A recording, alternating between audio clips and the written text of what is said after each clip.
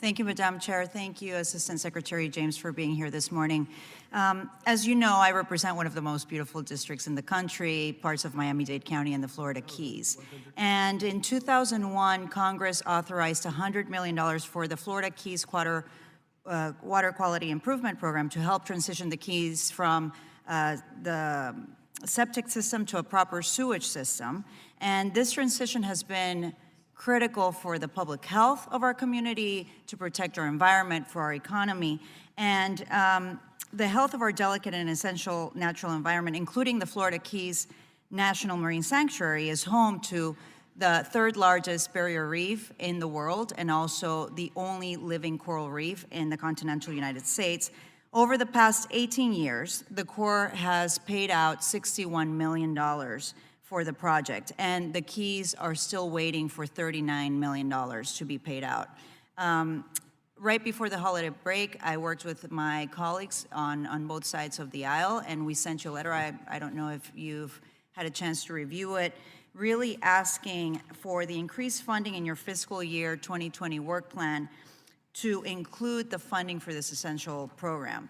The bill that Congress passed and was signed into law last month included $20 million increase over the previous year's funding. That's a 25% increase, and I'm very proud of that because I worked very closely with the Appropriations Committee pushing for that increase. I don't really have a question right now as it relates to this. I just want to reiterate how important and critical it is for us to receive that funding, and if we can get that $30 million expedited. It's been 19 years. And the Florida Keys has really been a leader in showing the Army Corps that they have completed the project in the timeline that was provided to them and submitted all the reports. Thank you, ma'am. I am familiar with that situation down there in South Florida. We will be watching for that in the work plan and make sure that it competes with the other projects that we have to look at. This is not a new one, so we'll be looking at it. Yeah, it's been 19 years, and I'm excited to hear Lieutenant Semonite and how he wants to speed up the process in providing the funding for these projects. So I just urge that you keep that in mind in the 2020 work plan. I also wanted to highlight another initiative within the South Florida delegation, which is to use the supplemental appropriations funds to reevaluate the Central and the South Florida flood control project to take account the sea level rise that we're facing, more intense rainfall events, and increasing populations. As you know, this was approved 70 years ago, taking into account only 2 million residents at the time. Now we're looking somewhere between 11 and 15 million residents. So we really need to take a look in what was appropriated back in that time, the project that was approved. And I also sent you a letter in November, which you have also been receiving communications from some of my other Florida colleagues. So do you know where we're at in those deliberations at this moment? Secretary James? No, ma'am, I do not. I do not. Has there been any discussion in reevaluating the flood control program? It has not come to me, no, ma'am, but South Florida? It's probably very definitely over in the Corps. I'll give you a copy of the letter. Maybe we can have a meeting and follow up on that. This is critical for us.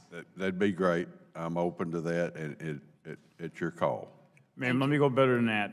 We'll have somebody in your office either tomorrow or next week to find out exactly. I have not seen that particular letter, and there's a lot of projects I'm prepared to talk about today, but I'm not necessarily aware of where we're at on that. So we owe you a better answer to follow up. Yes, thank you. Now, and I'll give you a copy of this letter. This was sent back in November of 2019.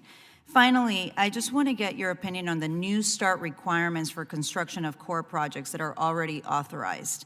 As you know, the Central Everglades Planning Project was designed to be a comprehensive set of complementary projects that would restore the Everglades.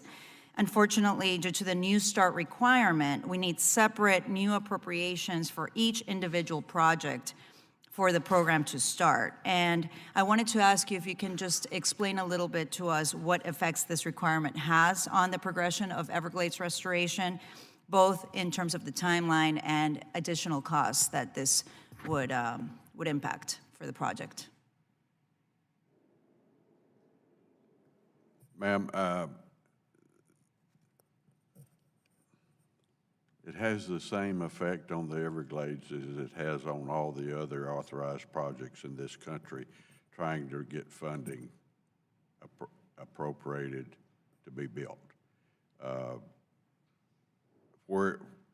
How it affects the Everglades, it makes the Everglades compete for construction with all the other construction projects in this country. And there's historically, recently, only one.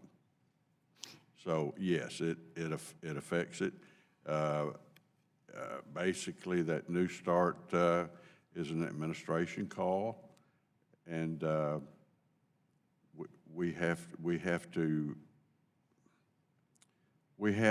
respond to the New Start program. I think it's something that needs to be studied and looked into, and maybe we can discuss it when we have our meeting with the Army Corps in my office. Thank you so much. Thank you, ma'am.